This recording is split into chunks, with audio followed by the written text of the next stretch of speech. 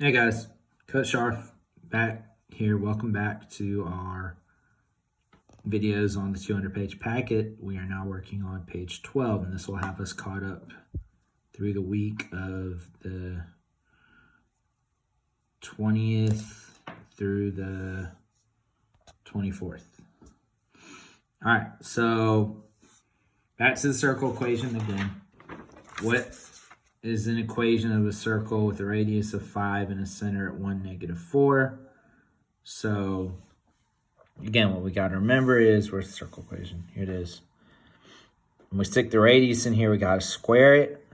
And then our coordinates, H is our X coordinate of our center, Y is our, or K is our Y coordinate of our center, and we have to take the opposite sides. So the center is 1, -4, so I want -1 and +4, so X minus 1, Y plus 4. And then again, the radius is 5, but what's on the other side has to be radius squared. So 5 squared, which is 25. So that gives me number 4. X minus 1 squared plus Y plus 4 squared equals 25. All right, 63.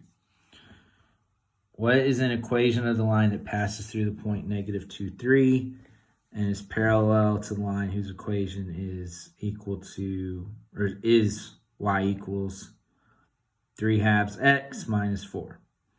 So again, parallel and perpendicular lines. If it is a parallel line,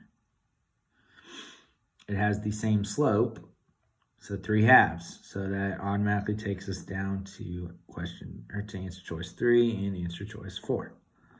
So now what we gotta do is plug in -2, 3 and see which one makes sense. So I'm going to start with the 3/2 x, okay? So x is 2, y is 3. So that's going to give me 3 equals 3/2 times -2. Okay, so if I multiply that, you can either say the 2's cancel out, or I could do 3 times -2, which is -6, divided by 2. Now it's going to give me 3 equals -3, which of course it does not. All right, so let's try this one. So 3/2 times -2 plus 6. I guess I probably should plug in my 3 right there. Oops. All right. We already found out that was -3, but now we're adding 6 to it. -3 plus 6 is +3. So that one checks out. So it is answer choice 4. Okay.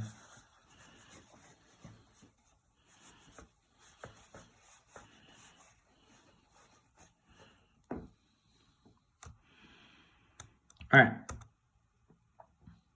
The diagram below of triangle BCD, side BD is extended to point A. So again, this kind of looks like it is the exterior angle theorem. I cannot talk. But this one's different now. We got some inequalities. Okay. So what do I know for certain? Okay, it says what must be true. Okay, so again, with the exterior angle theorem, okay, I know C plus B plus D has to equal 180. CBA plus D equals, CBA plus B rather, equals 180.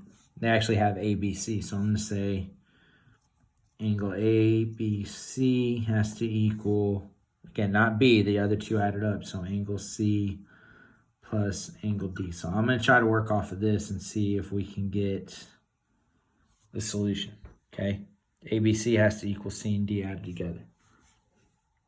It says ABC, or it says angle C is greater than angle D. Okay, well, might be true, might not be, I'm not sure. Okay, measure of angle ABC is less than the measure of angle D.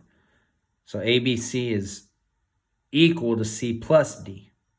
So if I just had D by itself, ABC wouldn't be less, it would be greater, okay? 3, ABC is greater than angle C. So kind of same thing I just said, except with C. I'm adding C and D and they're equal to that. If I just had C by itself, this would be greater than angle C, right? If I just got rid of that and had C, if this is equal to C plus D, if I took away D, this would now be bigger, right? Okay. Let's check for just to be sure. ABC is greater than C plus D. Well, we know it's not greater. They got to be equal. All right. So it is answer choice 3. All right. Okay. Back to the top of the page. What is the measure of each interior angle of a regular hexagon? Again, something we didn't go over in great detail. But there are formulas to get these measures, okay? So to get the interior angle, what I have to do is, so to get the total number of degrees of the interior angles, that is 180 times n minus 2, okay? So this is total degrees interior. Again, if we think about it from what we know, if I had 3 sides, again, n represents my number of sides. 3 minus 2 is 1. 1 times 80 is 180. Triangle has all 3 angles add up to 180, right? Quadrilateral, 4 sides. 4 minus 2 is 2. 2 times 180 is 360. All 4 angles in quadrilateral add up to 360, right? So to get, this is the total of degrees. So to get each interior angle, okay, I'm going to have the total number of degrees, and then I got to divide it by the actual number of, I said sides, actually angles, but the sides and angles are the same, so I got to divide it by n, okay? So what's the measure of an interior angle for a regular hexagon? How many sides are in a hexagon? 6. So I've got 180 times 6 minus 2 divided by 6. All right, do my math up there. So I've got 180, oops, messed that up, times 4 divided by 6, multiply up top, which would be 720 divided by 6, which is 120 degrees, which is answer choice 2. It is up there. All right. So 66. The volume of a rectangular prism is 144 cubic inches. The height of a prism is 8 inches. Which measurements in inches could be the dimensions of the base? So rectangular prism, if you actually remember, is the only one not on there for our volume, right? But for a prism, the volume is just length times width times height, right? If I kind of sketch one out real quick.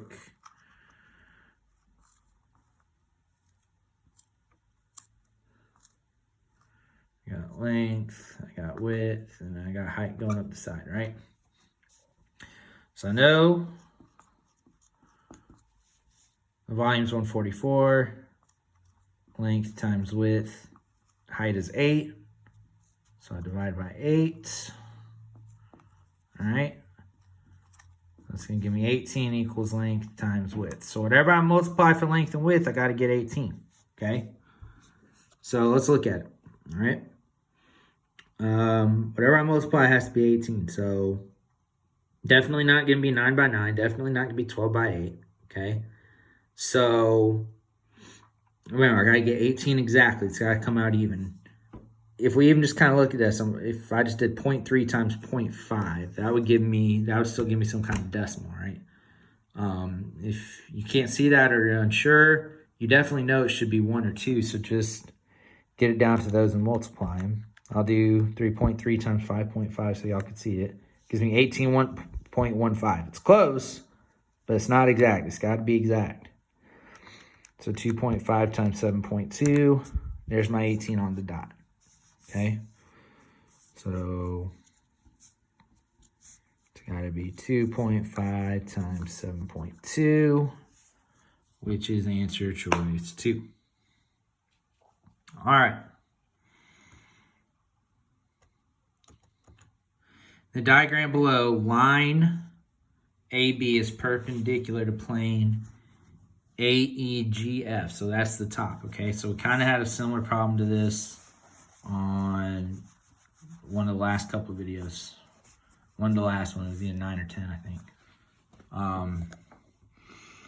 All right, so it's kind of the same idea. This line is perpendicular to this plane, all right? If you look at this line and then AE going across, all right, it forms a right angle, right? Or even AG going back, still forms a right angle, okay? So if this line is perpendicular to this, okay, any plane containing that line has to be perpendicular, or any plane containing, yeah, is that all right? Any plane containing that line will also have to be perpendicular to this plane. So it could be this front plane, or it could be the side plane as well, AGBH. So it could be ABCE or ABGH. We just got to see which one is our answer choice, and it's actually the first one, ABCE, all right? So that would be answer choice 1. All right, so there we are. We are through page 12, and we are caught up for the week of the 20th through the 24th. Once y'all get your work done, make sure you send it to me. We're getting low on time here. Again, I got to double check. I still haven't done it yet. I keep forgetting, but I don't think I could take anything after May 15th, so make sure that you're working on your work.